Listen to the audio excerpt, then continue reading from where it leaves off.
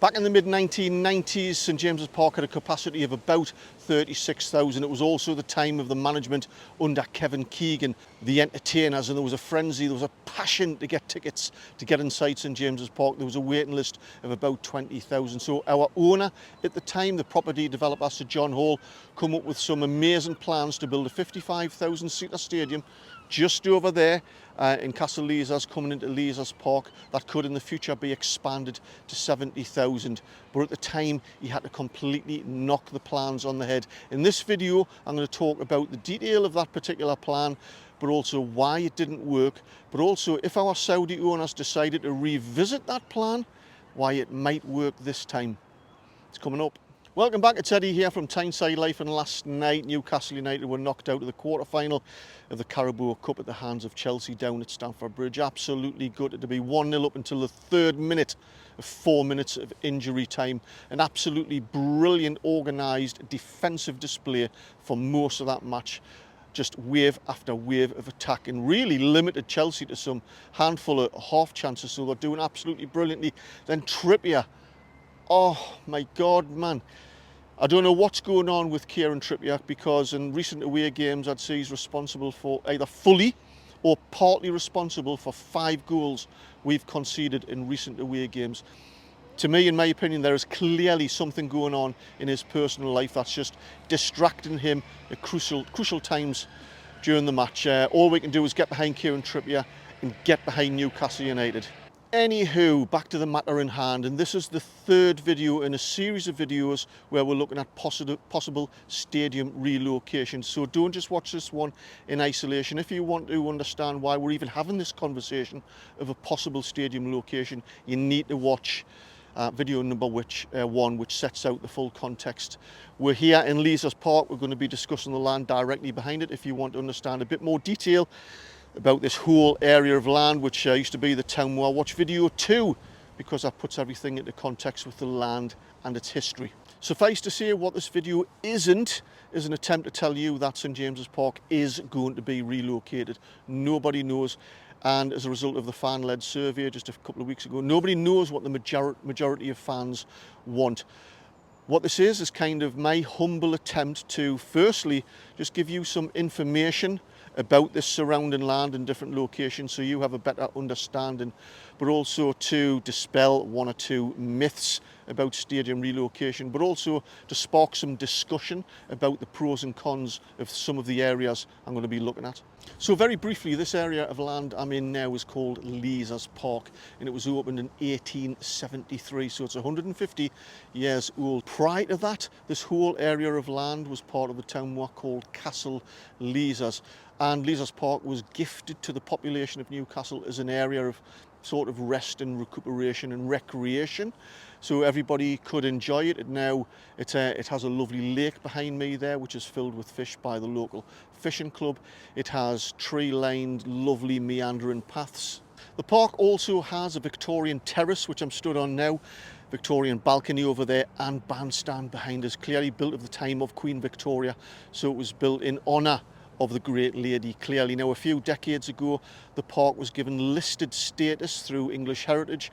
Leazers Park is a Grade 2 listed park, which means it has environmental and heritage protections, and that continues today, and it's one of the main reasons why Sir John Hall's plan failed in 1997, which I'm going to go into a little bit more detail in a minute. So this huge expanse of land that I'm stood on now is called Castle Leazers.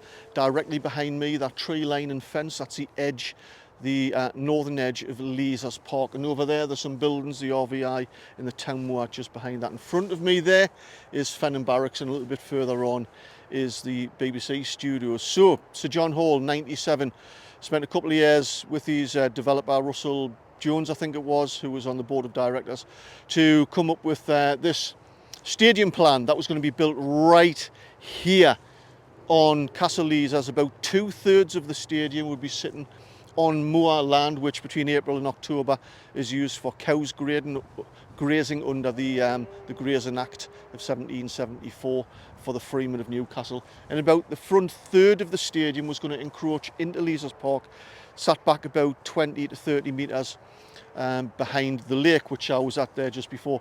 So it was going to be a 55,000 seater stadium that was going to be built. I think it was going to cost about 90 million.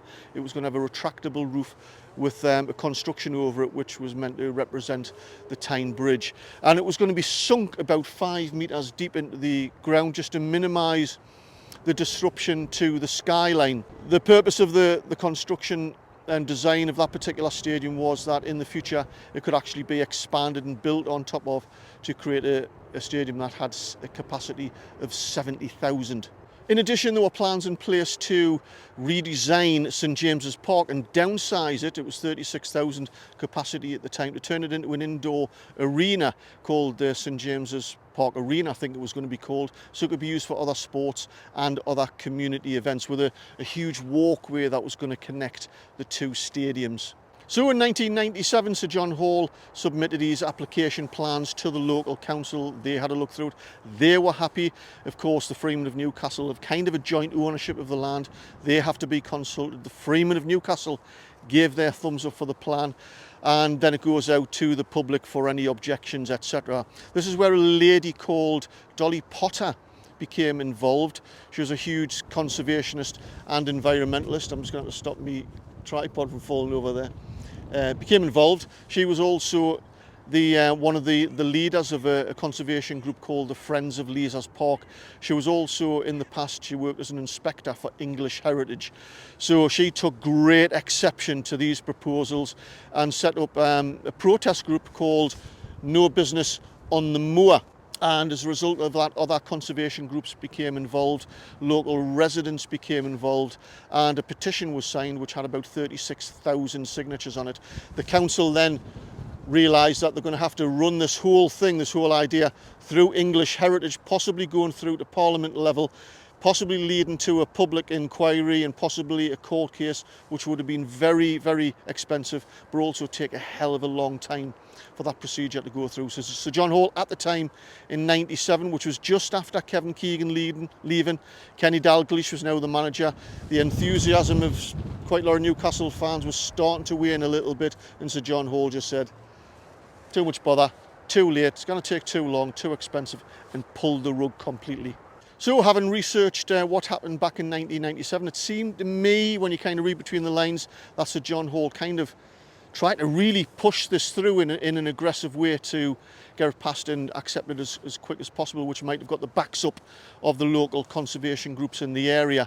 I think, fast forwarding to today, if our Saudi owners and Amanda et al. Wanted to reignite this particular plan, I think they would do it with a lot more sensitivity, with a lot more nuance, but also with some promises to help invest in the sustainability, the long-term sustainability of areas like this and the Town Moor and Leazes Park, if they were to basically do the exact same sort of plan, possibly build a stadium here, almost identical, but with maybe a 70,000 seater capacity, but also in advance have conversations with local environmental groups. I did have an interview and conversation with Marion Williams, who's now the chair of Friends of Leazes, over a year ago now. She lives in Leazes Terrace. She's also a season ticket holder with Newcastle United, which is also on the local council, the local Labour Council as well.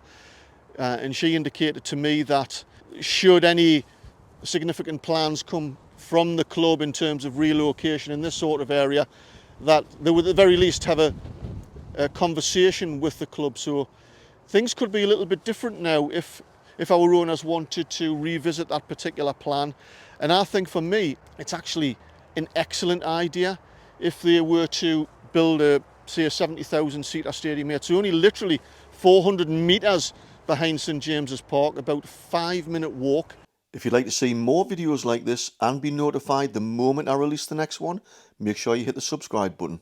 There would have to be, like I say, some caveats built into that so that the protection of Leazes Park could be maintained, because you don't want thousands of football fans trampling through Leazes Park, because it wouldn't last a fortnight.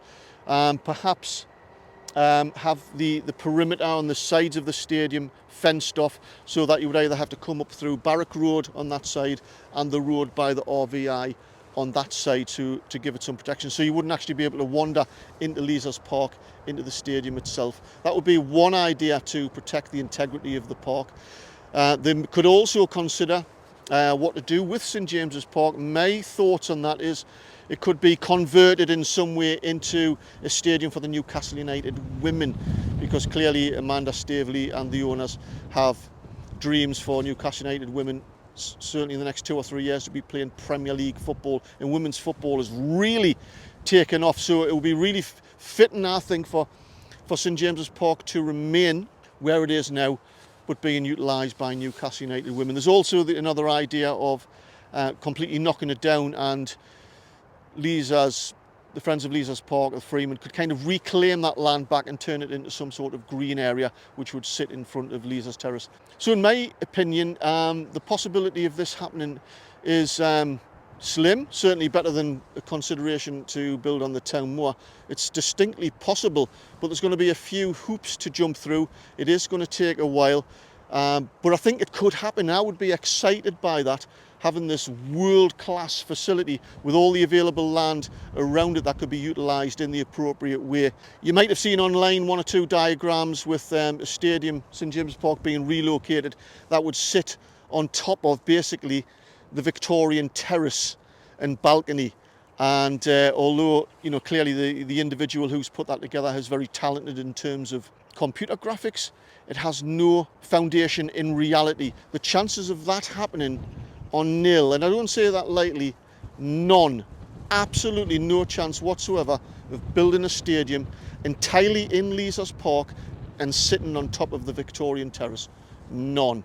So definitely this is one of the more plausible ideas if the owners were to relocate St James's Park. Let me know what your views are in the comments down below. But also as well, I'm going to be looking at the arena site next.